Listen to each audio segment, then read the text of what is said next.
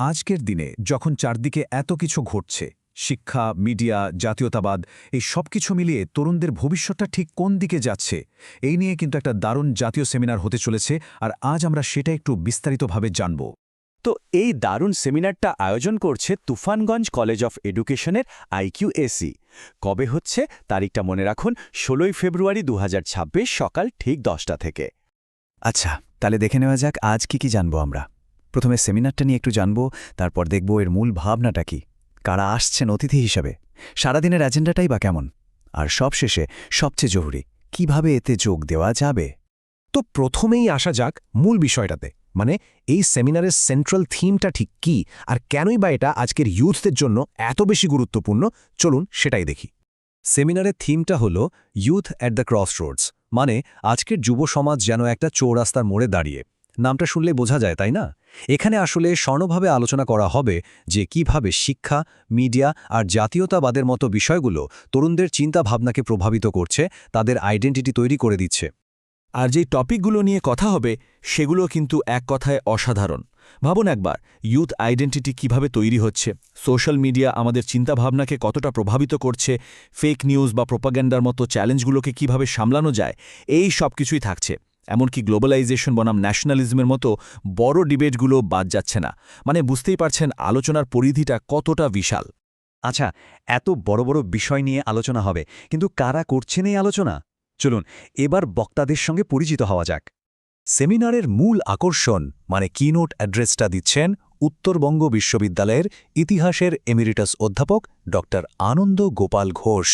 বুঝতেই পারছেন, ওনার মতো একজন অভিজ্ঞ মানুষের বক্তব্য শোনাটা একটা দারুণ সুযোগ হতে চলেছে।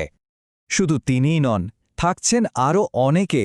বিভিন্ন ক্ষেত্রের বিশেষজ্ঞরা আসছেন, যেমন ধরুন প্রাক্তন অধ্যাপক, রেজিস্ট্রার, কলেজের প্রিন্সিপাল এবং গবেষকরা।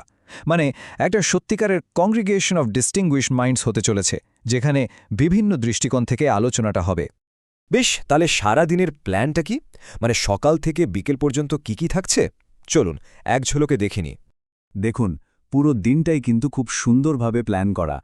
সকাল 10টায় উদ্বোধনী অনুষ্ঠানের পর 11:15 থেকে থাকছে কিনোট স্পিচ, তারপর লাঞ্চ ব্রেক, আর বিকেলের সেশনটা কিন্তু রিসার্চারদের জন্য খুব ইন্টারেস্টিং, কারণ তখন পেপার প্রেজেন্টেশন আর সার্টিফিকেট দেওয়া হবে। সব শেষে থাকছে সমাপনী অধিবেশন। এখন প্রশ্ন হলো, এই দারুণ সেমিনারে যোগ দেবেন কিভাবে? বা যদি আপনার নিজের কোনো রিসার্চ পেপার প্রেজেন্ট করার ইচ্ছে থাকে, তাহলে কি করতে হবে? চলুন সেই ডিটেলসগুলো এবার জেনে নেওয়া যাক। প্রথমেই আসি পেপার সাবমিশনের কথায়।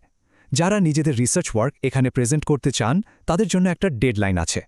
হ্যাঁ, তারিখটা হলো 14ই ফেব্রুয়ারি 2026। এই তারিখটা কিন্তু একদম মিস করলে চলবে না, তাই সময় থাকতে থাকতেই পেপারটা পাঠিয়ে দিন। আচ্ছা, পেপার তো জমা দিলেন, এবার রেজিস্ট্রেশনের ব্যাপারটা দেখে নিই। ফিটা কেমন রাখা হয়েছে? ফিটা কিন্তু বেশ সাধ্যের মধ্যে। দেখুন, শিক্ষক বা শিক্ষাবিদদের জন্য 500 টাকা, রিসার্চ স্কলারদের জন্য 300, আর স্টুডেন্টদের জন্য তো মাত্র 200 টাকা। এটা খুবই ভালো একটা উদ্যোগ, যাতে সবাই অংশ নিতে পারে।